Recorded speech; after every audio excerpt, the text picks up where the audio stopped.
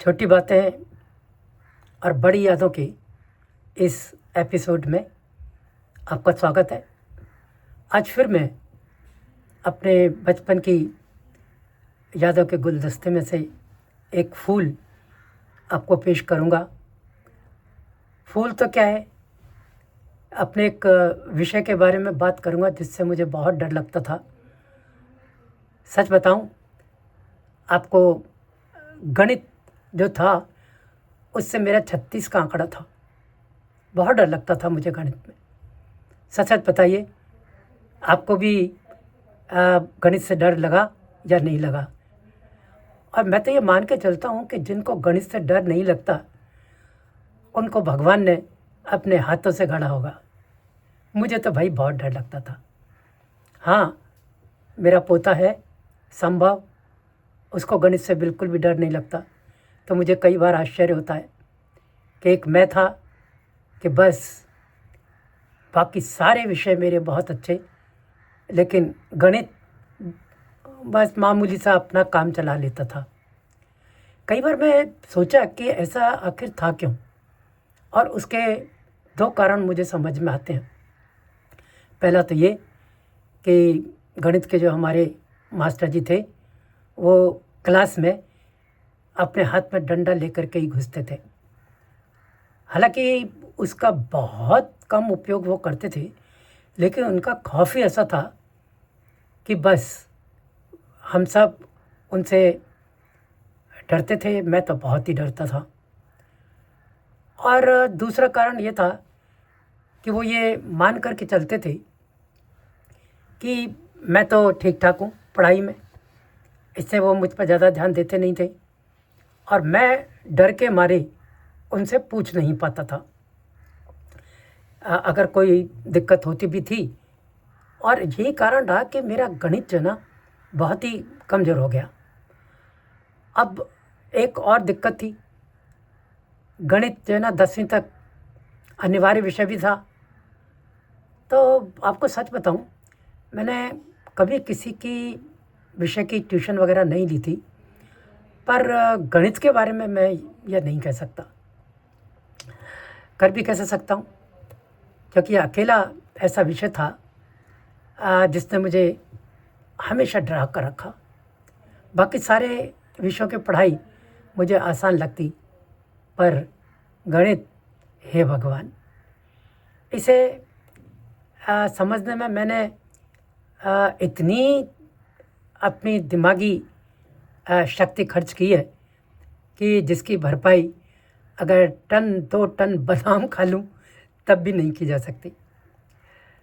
अब मैं आपको क्या बताऊं कि जब भी ये विषय निकलता तो मैं सोचता कि ये अंकों का हेरफेर क्या है, प्रतिशत निकालो, समय और काम देखो। एक गाड़ी आपके अब निकल चुकी है और वो दूसरी गाड़ी उसके 10 मिनट बाद निकली है, वो उसे कब पकड़ लेगी। या एक काम को 2 आदमी 10 मिनट में करते हैं तो 3 आदमी 4 आदमी के, मतलब मेरे समझ में नहीं आती थी ये चीज़ें। अब विशेषकर वो परसेंटेज वाले, अरे भगवान। तो मुझे याद है कि शायद मैं उस समय, हाँ, 5वीं क्लास में था। परीक्षा का समय पास आ चुका था। अब मैं जोर जोर से परीक्षा की तैयारी करने में लगा था। बस जैसे ही गणित की किताब उठाता तो मुझे नानी याद आ जाती। अब गणित में मेरी कमजोरी और इस डर को देखते हुए पिताजी कभी कभी मुझे पढ़ाते। उनका गणित भी अच्छा था, लेकिन उनके पास समय नहीं था। तो उन्होंने सोचा कि क्या करूं। तो उनका एक ऑफिस में उनके एक रिटायर्ड साथी थी जो तभी रिटायर्ड हुए थे, शायद 1 आध साल उनको हुआ था। उन्होंने उनसे बात की और वो मुझे गणित पढ़ाने के लिए राजी हो गए। बस उन्होंने मुझे आकर बताया कि भैया वो आएंगे परीक्षा की तैयारी के लिए, तो तुम उनसे गणित पढ़ लाना, अच्छे आदमी हैं और तुम्हें, वो हमारे अकाउंट डिपार्टमेंट में काम करते हैं और उनका गणित भी अच्छा रहा है, तो वो तुम्हारी 5वीं क्लास की गणित है वो तुम्हें पढ़ा देंगे।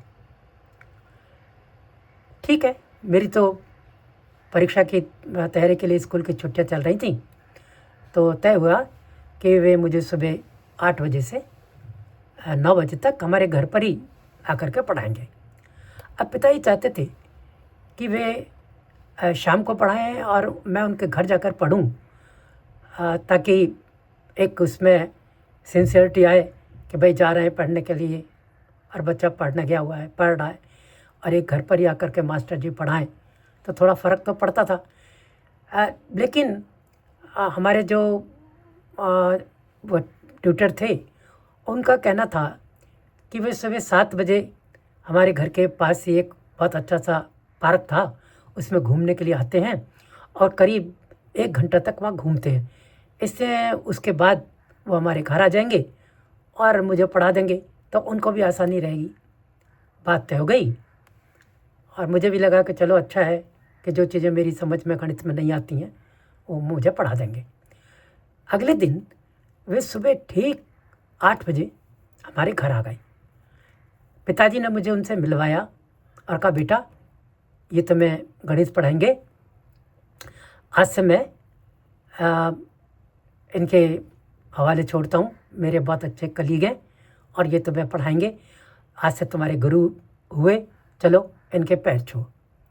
मैं इनके पैर छूने लगा तो उन्होंने रोक लिया और कहा, कैसी बातें करते हैं सर, आपका बेटा है तो मेरा भी बेटा हुआ, आ जाओ बेटा अपनी गणित की किताब ले आओ, और तुम्हारी परीक्षा सिर पर है, इसलिए हम क्या करते कि आज से क्या अभी से ही पढ़ना शुरू करेंगे। मैं किताब लेकर लौटा तो पिताजी उठ खड़े हुए और बोले कि भाई तुम लोग शुरू करो और मैं ऑफिस के लिए तैयार होने जाता हूँ। 9:15 तक उनको निकलना होता था, तो उन्होंने माँ को आवाज़ लगाई और कहा, सुनो सर जी के लिए चाय भिजवा देना। मैंने गणित की जो किताब थी वो उन्हें पकड़ाई, तो वे काफ़ी देर तक उसे उलट पलट कर देखते रहे और फिर बोले, कौन सा अध्याय है जिसमें तुम्हें कठिनाई है, पहले हम उसी पर ध्यान देंगे। उनकी बात मुझे ठीक भी लगी। मैंने कहा, जी सर, जो मुझे आते हैं उन्हें छोड़ देते हैं, और मुझे ये जो आखिर के जो 3 अध्याय हैं, बल्कि जो 4 अध्याय हैं, उन्हें मुझे समझने में जो बड़ी दिक्कत होती है। तभी मम्मी चाय लेकर के आ गई और बिस्कुट, और जैसे ही उन्होंने चाय बिस्कुट पकड़ाए तो उन्होंने किताब बंद करके रख दी और फिर चाय पीने लगे। चाय खत्म होने के बाद बोले, आज के लिए मैं तुम्हारी किताब अपने साथ ले जाऊं तो चलेगा? एक बार मुझे भी ये सारे सवाल देखने पड़ेंगे। अब मैं तो उन्हें हैरानी से देख लगा, वे तो मुझे पढ़ाने आए थे और कहाँ कह रहे हैं कि एक बार उन्हें भी देखना पड़ेगा और ये किताब ले जाएंगे। तो मैं उन्हें हैरानी से देख लगा, तो वो बोले कि भाई देखो, आज से 40-45 साल पहले मैंने ये किताबें और गणित पढ़ी है। वैसे ये सवाल मेरे लिए कोई बड़ी चीज़ नहीं है, खाली एक नज़र डालनी है। और ये जो सवाल तुम्हें 5वीं में करा रहे हैं ना, ये हमने तब 8वीं-9वीं में पढ़े होंगे, जो अब तुम्हें 5वीं में पढ़ा रहे हैं। तो मैं एक दिन के लिए ले जाता हूँ तुम्हारी किताब। मैं असमंजस में था कि इतने में पिताजी तैयार होकर बाहर आ गए और सारा मामला समझकर बोले, अरे एक दिन की बात है, तब तक तो दूसरे विषयों की तैयारी कर। तो मैं क्या बोलता। उन्होंने मेरी किताब उठाई और पिताजी के साथ ही बाहर निकल गए। मुझे समझ नहीं आ रहा था कि जिन्हें खुद सवाल नहीं आते वे मुझे कैसे समझाएंगे, कैसे पढ़ाएंगे। खैर, दूसरे दिन मैं जल्दी उठकर उनका इंतजार करने लगा। 8 कब के बज गए, पर उनका तो कोई अता पता ही नहीं था। अब पिताजी भी कई बार उन्हें पूछ गए, तो उन्हें भी थोड़ी चिंता होने लगी। अब उनके ऑफिस जाने का तो समय हो रहा था और तब तक वे नहीं आए। तो उन्होंने कहा, भाई आज तो जाना चाहिए था उन्हें, अब तक कह गए थे कि मैं तो यहाँ घूमने आता हूँ और 8 बजे तक आ जाऊँगा। पता नहीं क्या हुआ, मैं बात करता हूँ उनसे। अब मुझे उनके, सच बताऊँ तो, आने की इतनी चिंता नहीं थी जितनी अपनी किताब की थी। अगर उन्होंने किताब नहीं लौटाई तो मैं क्या करूँगा। अब दूसरे विषयों की तैयारी मैं करने लगा, लेकिन उसमें मेरा मन नहीं लग रहा था। मैं बेसब्री से दरवाजे की कुंडी खटकने और उनके आने का इंतजार कर रहा था। उनकी शक्ल बार बार मेरी आंखों के सामने घूम जाती। कुछ थोड़ा स्थूल सा हुआ शरीर था, फूले गाल थे और थोड़ी हल्की पिचकी हुई सी नाक थी, नीचे लटके हुए थोड़े होंठ थे और मिचमिचाती आंखों के ऊपर चौड़ा माथा था। माथा शायद इससे चौड़ा लगता था कि कनपट्टियों को छोड़कर उनके सिर पर और कहीं बाल नज़र नहीं आते थे। यह पता ही नहीं लगता था कि सिर और माथे के बीच की लक्ष्मण रेखा कहाँ है। मुझे हंसी आने लगी, पर मैंने कहीं पढ़ा था कि किसी की हंसी नहीं उड़ानी चाहिए। किसी की शक्ल सूरत और उसके शरीर के बारे में या कोई दोष हो तो उसके बारे में तो बिल्कुल भी नहीं। मैंने खुद को समझाया और सोचा अगर उनके घर का पता होता तो मैं ही जा कर के उनसे अपनी किताब लेता, बस मेरी किताब मिल जाए। अब जैसे जैसे समय बीत रहा था और वैसे वैसे मेरी बेचैनी बढ़ती जा रही थी। आखिर वे सुबह की कह कर के गए थे, शाम को आए और मुझे किताब थमाते हुए बोले, मैंने इसे देख लिया है, कल सुबह 8 बजे से मैं आता हूँ और हम पढ़ाई शुरू कर देते हैं, ठीक है ना। हाँ, तो मैंने कहा हाँ जी ठीक है। अब मुझे खुशी इस बात की हो रही थी कि मेरी किताब जो है ना वो मेरे हाथ में आ गई थी। अब दूसरे दिन की बात है कि वो अपने ठीक समय पर आ गए। पिताजी ऑफिस जाने के लिए तैयार हो रहे थे। मैंने उन्हें बैठक में कुर्सी पर बैठाया और अपनी किताब कापी लाने अंदर चला गया। जब मैं लौटा और कापी किताब मेज पर रखकर बैठने लगा, तभी उन्होंने कहा, यार उस दिन चाय बहुत अच्छी बनी थी। अब मैं सीधे गार्डन से आ रहा हूँ, अगर चाय मिल जाती तो बस मज़ा आ जाता। मैं क्या करता, मुझे थोड़ा अजीब सा तो लगा। मैंने अंदर जाकर मम्मी से कहा कि मम्मी वे चाय मांग रहे हैं। वो बोली अभी तो आकर बैठे हैं, पढ़ाना तो शुरू करें, चाय कहीं भाग थोड़ी रही है। और मम्मी ने थोड़ी रुखाई से कहा। मैंने बाहर जाकर कहा जी चाय आ रही है। मम्मी ने कहा तब तक आप पढ़ाना शुरू करें। अच्छा, तो उन 4 अध्याय में से पहला अध्याय निकालो जिसमें तुम्हें कठिनाई आती है और उसका पहला जो सवाल है वो हल करके मुझे दिखाओ। मैंने कहा मैं हल करके दिखाऊं, पर एक बार आप मुझे समझा तो देते, तभी तो मैं कर पाऊंगा। मुझे तो उसमें कठिनाई है, तभी तो आपसे पढ़ने की बात मैंने की है कि आप समझा दोगे तो बहुत अच्छा है।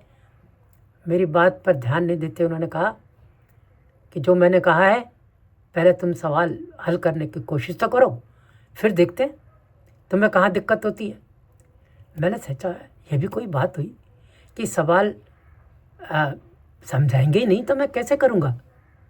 मैंने फिर कुछ कहने की कोशिश की तो बोले जैसा कहा है वैसा करो। अब मैंने मार कर सवाल हल करना शुरू किया।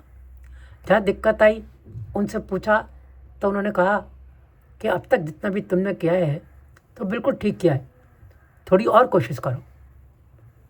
मैंने थोड़ी और कोशिश की। मैंने कहा आगे मुझसे नहीं हो रहा, तभी तो मैं आपसे पूछ रहा हूँ। तो वो शांति से बोले कि कोशिश तो करो। अब मैं फिर से उसे हल करने की कोशिश करने लगा। तब तक चाय आ गई और वे चाय की चुस्कियाँ लेने लगे। अब बिस्कुट उठाते समय वे देख लेते कि मैं सवाल करने में लगा हूँ या नहीं। जहाँ कहीं मैं अटकता वे मुझे घूरने लगते और तब तक मैं उनसे नहीं पूछता, वे चुपचाप बैठे रहते। फिर मुझे ऐसे समझाते जैसे एहसान कर रहे हैं। एक सवाल कर चुकने के बाद और यही सब बात फिर से जो है दोहराई जाती। तो हर दिन यही चलता। आते चाय बिस्किट की आते ही उन्हें याद आती और जब तक चाय आती वे मुझे सवाल हल करने के लिए कह देते और खुद अपने चाय की चुस्कियाँ लेते रहते। तो हर दिन का ये रूटीन मुझे बुरी तरह खलने लगा। जब पढ़ाने आए तो पहले मुझे एक एक करके सवाल समझा तो दो और जहाँ मुझे दिक्कत आ रही हो उसे दूर करो। पर यह क्या, वे तो मुझी से सवाल हल करवाते और खुद जो है वो चाय की चुस्कियाँ लेते बैठे रहते, साथ में बिस्कुट के भी मज़े लेते। तब तक मैं अटकता, वे कोई ध्यान ही नहीं देते। तो मैंने एक बार पिताजी से भी ये बात कही, पर वे चुप लगा गए, उन्होंने इस पर कोई ध्यान नहीं दिया। तो चारों अध्यायों के सारे सवाल कराते कराते दिन तेजी से निकल गए। उनका आना बंद हो गया तो मैंने चैन की सांस ली।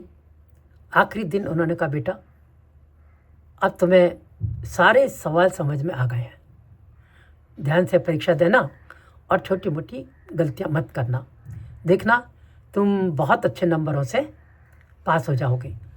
उनकी ये बात सुनकर मैं इतना झल्ला गया और मन ही मन सोचा कि आपने किया क्या, मुझसे ही सवाल हल कराते रहे, खुद तो बैठे बैठे बस चाय और बिस्कुट का मज़ा लेते रहे और मैं जब तक अटकूँ नहीं तब तक मुझे कुछ बताओ नहीं, ऐसे भी क्या पढ़ाना। खैर परीक्षा शुरू हुई और फिर ख़त्म भी हो गई। मेरे सारे पर्चे बहुत अच्छे गए और गणित का भी ठीक ठाक हो गया। परीक्षा परिणाम अब सुनने जब मैं स्कूल गया तो मेरे मन में बड़ी घबराहट हो रही थी। खैर मैं अच्छे नंबरों से पास हो गया। उस समय गुड सेकंड क्लास आना एक बहुत बड़ी बात थी। तो फर्स्ट क्लास तो बहुत ही कम लोग आते थे। गुड सेकंड क्लास यानी 50 से 60% के बीच नंबर लाने वालों को पढ़ाई में बहुत अच्छा माना जाता था। अब आज की तरह से नंबर नहीं मिलते थे कि 100 में से 99 मिल गए, 90 मिल गए। हाँ, गणित एक ऐसा विषय था जिसमें मिलते थे, लेकिन उसी में लोग ज़्यादातर मात खाते थे।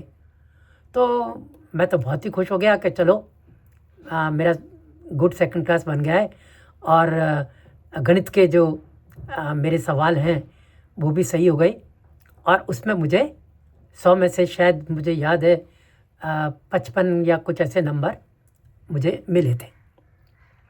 अब मुझे जो ट्यूशन देने वाले मास्टर साहब भी बहुत खुश थे। वो आए, उन्होंने मेरी पीठ थपथपाई, मिठाई आई और खैर चाय तो उनके लिए बननी ही थी। अब कितनी पुरानी बात हो चुकी है पर वह सब कुछ अभी भी यादों में ताज़ा है। ट्यूशन मास्टर साहब के पढ़ाने का तरीका, उनका चेहरा और वो सब मेरे सामने घूम रहा है। लेकिन सच बताऊं कि अब जैसी मुझे उनसे चिढ़ होने लगी थी, अब वैसी चिढ़ नहीं होती। देर से ही सही, अब मुझे यह बात समझ में आ गई है कि वे मुझसे सवाल हल कराकर और यह कहकर मेरा आत्मविश्वास बढ़ाने का काम करते रहे कि कोशिश करो, तुम कर सकते हो। अब जिस काम को मैं ये मान के चलता था कि मुझसे नहीं होगा, वो उनके उस तरीके से संभव होता गया। फिर ये बात भी तो है कि जहाँ कहीं मुझे दिक्कत आती तो वे सहायता भी करते थे, उसके लिए तुरंत तैयार हो जाते थे। अब उस समय भी मुझे लगा था कि गणित में जो अच्छे नंबर लाने का जो सारा जो क्रेडिट है वो मेरी खुद की मेहनत को जाता है, क्योंकि इन्होंने तो मुझे कुछ पढ़ाया नहीं।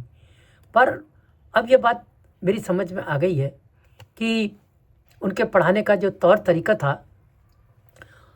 उसका भी मेरे अच्छे नंबर आने में कम हाथ नहीं था। पता नहीं अब वे कहाँ होंगे, होंगे भी या नहीं होंगी।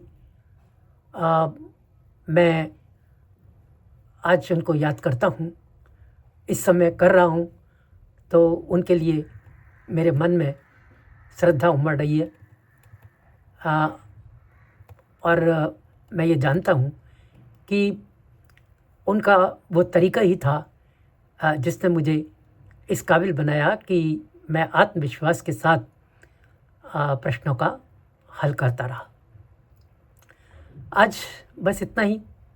अगली बार मैं आपको अंग्रेजी के बारे में बताऊंगा। आज तो मैंने गणित पर आपसे बात की। अंग्रेजी एक नया विषय था, उस पर क्या हमारे साथ गुजरी, क्योंकि वो भी एक नया विषय था, उसके बारे में मैं आपको बताऊंगा। तो तब तक के लिए आप देखते रहिए छोटी बातें बड़ी यादें, और इंतज़ार कीजिए गणित के बाद अंग्रेजी का। बाय, नमस्कार, धन्यवाद। हाँ, मैंने आपको कहा था ना पिछली बार भी कि सब्सक्राइब करना ना भूलें। धन्यवाद।